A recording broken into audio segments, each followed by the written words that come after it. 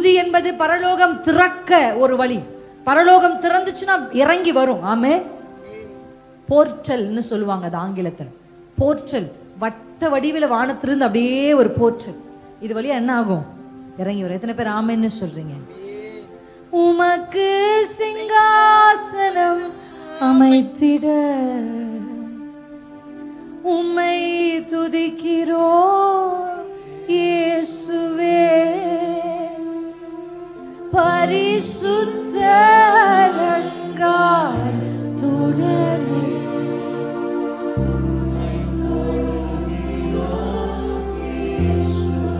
சொல்லுங்க, எங்கள் குடும்பத்து உலாவிடும் எங்களோடு என்றும் வாசம், என் சபைகளில் எங்கள் சபைகளில் உலாவிடும் எங்களோடு வாசம்.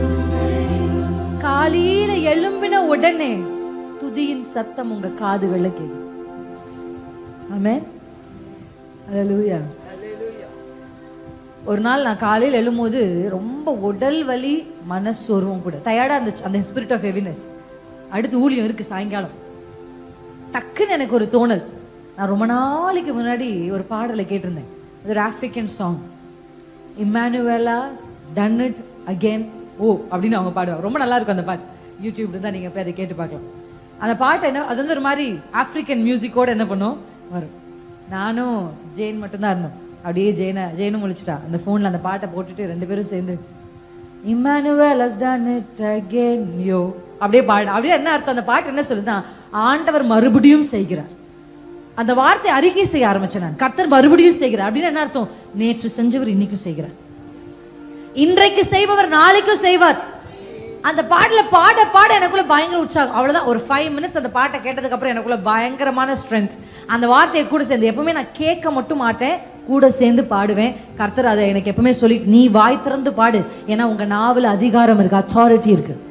மரணத்தையும் ஜீவனையும் உண்டாக்குகிற அதிகாரம் உங்க நாவல் இருக்கு. எப்பவுமே நிறைய பேர் மெசேஜை போட்டுட்டு என்ன பண்ணிட்டே இருப்பாங்க, கேட்டுக்கிட்டே இருப்பாங்க. அது ஒரு ஒன் டைப் ஆஃப் லிசனிங். ஆனா அனதர் டைப் ஆஃப் வர்ஷிப்னு வரும்போது ஜஸ்ட் வர்ஷிப்பை கேட்க மட்டும் கேட்காதீங்க, வர்ஷிப் சேர்ந்து பண்ணணும்.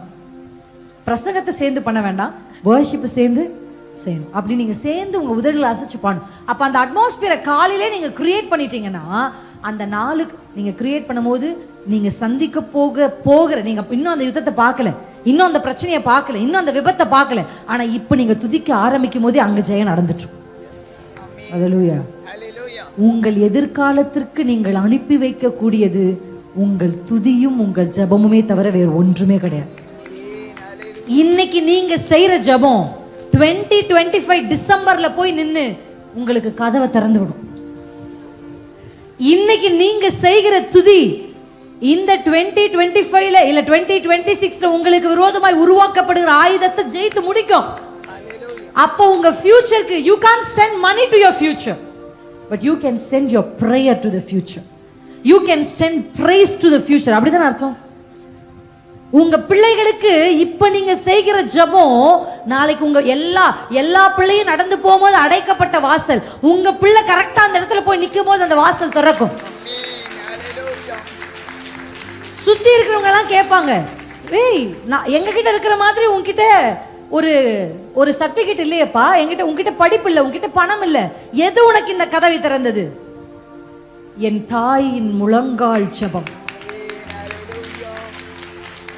அல்லேலூயா. ஜெபிச்ச அம்மா கூட செத்து போயிருப்பாங்க, ஜெபம் செத்து போனது இல்லை. ஜெபிச்ச அநேக ஊழியர்கள், ரிவைவல் வேணும் வேணும் வேணும் ஜெபிச்ச ஊழியர்கள் மரித்து போயிருக்கிறாங்க. ஆனா அந்த ஜெபங்கள் மரித்து போகவில்லை, அது ஒரு வாசலை போய் திறந்து நின்று காத்து கொண்டிருந்தது. உங்க எதிர்காலத்துக்கு, உங்க பிள்ளைகள் எதிர்காலத்துக்கு send prayer and praise. நீங்க பிரைஸ் அனுப்பினீங்கன்னா அது உங்க பிள்ளைகளுக்கும் உங்க தலைமுறைக்கும் யுத்தத்தை செஞ்சு முடிக்கும். நீங்க பிரேயர் அனுப்புனீங்கன்னா அவங்களுக்கான வாசல் அது திறந்து வைக்கும். இப்போ உங்க பிள்ளை நல்ல பிள்ளையா இருக்கிறது போல தெரியும், ஆனா அந்த பிள்ளைய காலேஜ் சேர்க்கும் போது துஷ்டர்கள் அவங்க பக்கத்துல வந்து நிற்பாங்க. தேவையில்லாத ஃப்ரெண்ட்ஷிப் அவங்க கைகளுக்கு பக்கத்துல வரும். தேவையில்லாத எக்ஸ்போஷர்ஸ் அவங்களுக்கு நடக்கும். நான் தப்பா ஆயிடுவாங்கன்னு சொல்லல, எக்ஸ்போஸ் ஆகுறாங்க. நம்ம பிள்ளை நம்ம வீட்டில் இருக்கும்போது வேற, நம்ம பிள்ளைய போய் கொண்டு போய் வேற இடத்துல விடும்போது பலவிதமான காரியங்களுக்கு எக்ஸ்போஸ் ஆகுறாங்க. அப்ப அந்த பிள்ளைகளுக்கும் அந்த பாவத்துக்கும் நடுவுல சிஸ்டர் உங்க ஜபங்கள் தான் இருக்கும். இப்ப இருந்து இப்ப உங்க பிள்ளை கை குழந்தையா இருக்கலாம், ஆனா பிள்ளைக்கு ஜெபம் பண்ணுங்க. என் பிள்ளை வாலிபத்தில் கீழே விழுவதில்லை. என் பிள்ளை எல்லாரும் செய்கிற பாவத்தை 2026 2030 எப்படி இருக்கும்னு தெரியாது. இப்ப உங்க பிள்ளை சின்ன பிள்ளை, ஆனா 2030 உங்க பிள்ளை வாலிபன். இப்பவே பாவத்தை மேற்கொள்ள முடியல, அப்ப எவ்வளவு பெரிய பாவங்கள் தலைவிரித்து ஆடும். 2030 என்ன நடக்கும்னு தெரியாது. ஆனா இப்ப நீங்க ஜெபிக்கிற ஜெபம் 2030 உங்க பிள்ளை வாலிபனாய் நிற்கும் பொழுது எவ்வளவு பெரிய பாவம் அவனை சூழ்ந்திருந்தாலும் பினேகாசை போல ஈட்டியை பிடித்து அவன் அதை ஜெயிக்கிற அனாயிண்டிங் கர்த்தர் அவன் மேல கொடுப்பார். நீங்க போக முடியாத இடத்துக்கு உங்க ஜெபம் போகும். நீங்க போக முடியாத, நுழைய முடியாத அந்தரங்க அறைகளுக்குள்ள உங்க துதி போகும். உங்க பிள்ளை உங்களுக்கு வேணா கதவு அடைக்கலாம், ஆனா அந்த ஜெபத்துக்கு கதவு அடைக்க முடியாது. உங்க பிள்ளை உங்க கண்ணுக்கு வேணா மறைச்சு எதையும் செய்யலாம், ஆனா அந்த ஜபத்துக்கு மறைச்சு எதையும் செய்ய முடியாது. கர்த்தர் அதை கேட்டு, அந்த ஜபத்தை கேட்டு யுத்தத்தை செய்வார்.